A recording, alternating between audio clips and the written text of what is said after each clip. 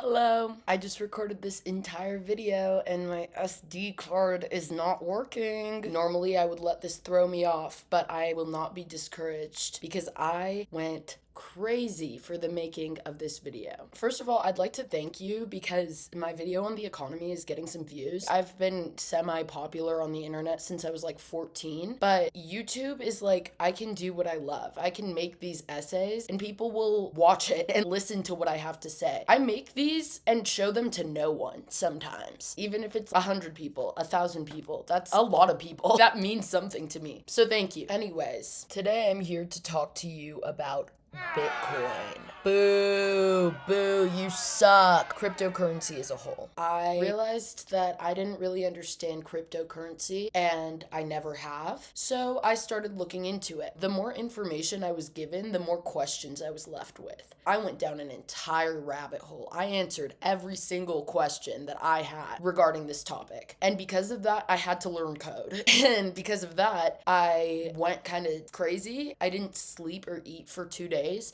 because my head was just swimming with numbers and information. And now I get to put that out. I get to make something of all of this stuff that I now know. So here you go. Bitcoin was birthed from evil by Zia Nelson. Bitcoin is a predatory platform that was created to profit off of crime and ignorance. It's inherently manipulative. It's overly simplified so that people will buy it. Since part of their business model is that you don't really get it, this video is hard to make. I have to give you all of the facts without boring you with the details and the definitions too much, or else it's not going to be watchable. Take this information in chunks, and if there's a part of it that you don't get, trust that I'll get to that. And if I don't, comment. I'm so serious, I will personally answer any questions that you have. I think I did a pretty good job at making it palatable though, if I do say so myself. So why do I think Bitcoin's fucked up? First of all, advertisement. Bitcoin's really freaking complicated. That's probably why you don't really know what it is. That's probably why you're watching this. When you Google any question about Bitcoin, which I quickly realized when I was Googling questions about Bitcoin, the same article from Coinbase pops up on understanding cryptocurrency. The first thing I thought when reading this article was, why do I feel like Coinbase might have something to gain from me buying Bitcoin? Why does this feel just a little sponsored, just a little stiff and unnatural? I was right. Coinbase is a platform that you can buy Bitcoin through. They use a lot of big words. I'm not gonna say buzzwords, but I will say they sound like that one guy in your political science class that's saying essentially a little too much, using a vast vocabulary to sound smarter, except their goal is to confuse you. So what do they describe it as? They describe it as currency that is safe from inflation. If you understand economics, you know the pure notion of that is ridiculous and not possible. And they also call it decentralized, which it is. They feed you partial truths. What's decentralized? They're banking on you not knowing that. They want you to read that it's decentralized and think, oh cool, it's anonymous. Decentralization is just basically nerd talk for code that's really hard to break and it's all over the place. A hacker can't get to your information. They don't want you to know any more details on what decentralized is, and we'll get into that in a little bit. What makes Bitcoin valuable? It's tied to the US dollar and why its value changes. Not dropped once on that whole fucking page that's dedicated to explaining what Bitcoin is. They don't explain what Bitcoin is. That's so dishonest. You know you're doing this. Bitcoin was created in 2008 by an anonymous company or group of people that refer to themselves as Satoshi Nakamoto. You might hear that and think it's just one dude and that's his real name. No, we don't know. It could be just one dude. It could be a girl. Ever think of that one? Or it could be a million people. The bottom line is they choose to remain anonymous. The fact that the inventors of this admittedly genius platform, the fact that they want to stay anonymous is frightening. That's the first red flag. You should start asking questions when you read that. In the current state of the world, it's really important to remember that there are rich people with a ton of power that you know nothing about. And those are the scary ones. They have just as much power as the people in the Epstein files, is everyone you know about. Just remember they're out there. They're out there and they're behind a lot of stuff that you consume. Okay.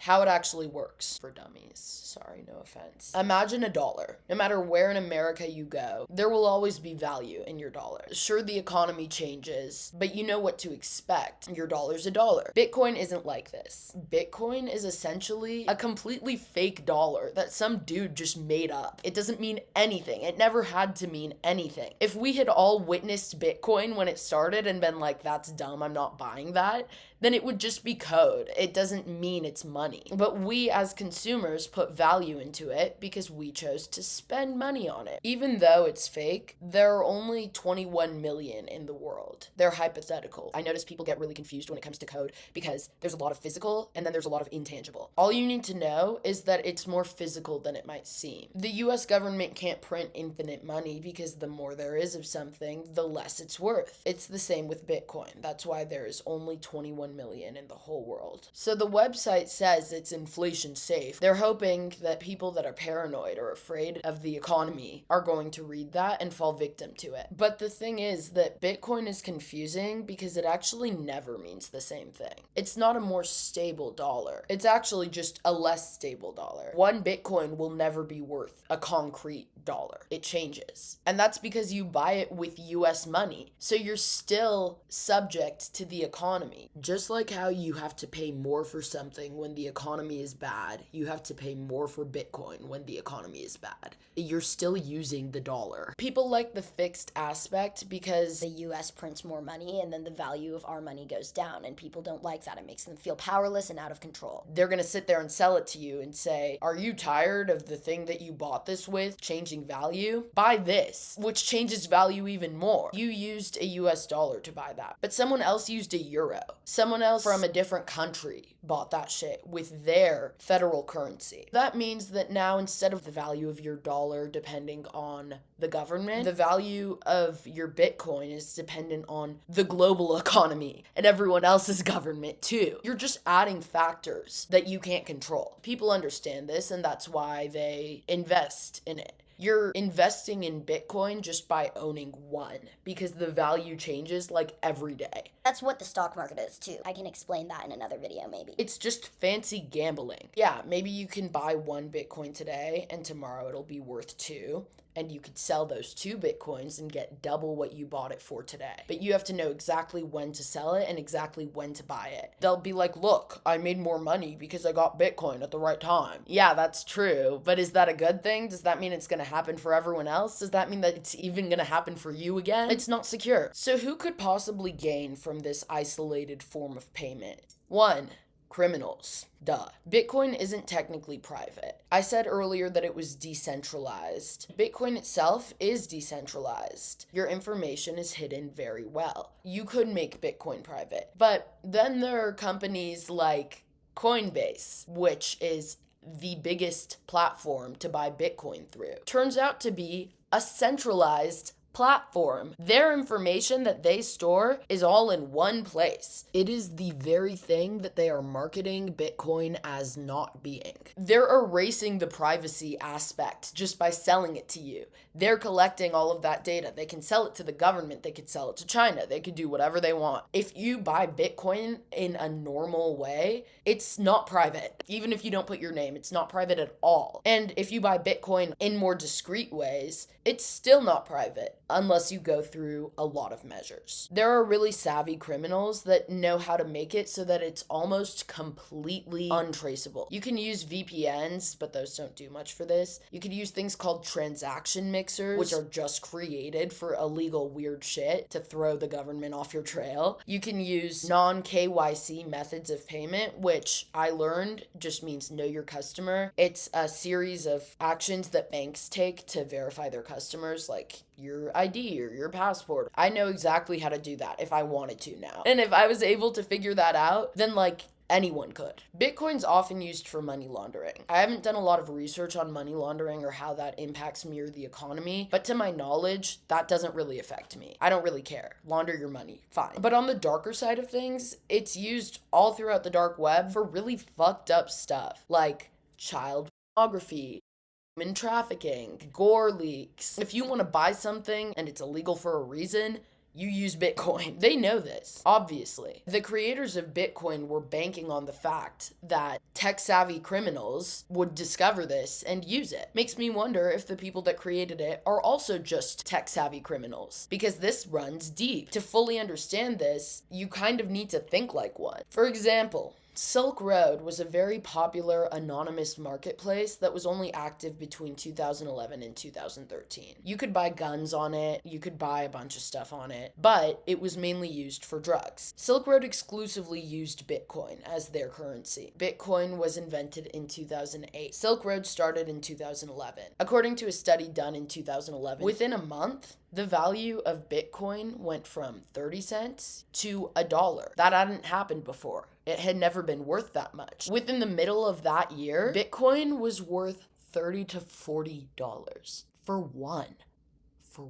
If you bought 5 Bitcoin for $1.50, you could be walking away with $150. I'm sorry, not 150, 1,500. What's the coincidence? Probably the launch of Silk Road. It was picked up by someone shifty enough, and that's what launched it. It was only alive for 2 years, but in that span, 9 million out of the 21 million Bitcoin that exist passed through it. I haven't seen anyone connect these dots, but Bitcoin's success could be directly attributed to Silk Road. Now, by the end of that year, it went back down to $4 to $5, still way, way higher than it was at the beginning. And you can convince yourself that there's a method to that you're an entrepreneur and you're smart enough to know. And I'm sure some people are, but most of us are not. Most of us are 19-year-old frat boys, and we don't know shit about the economy. So we should stop acting like investment is anything but luck for most of the people doing it.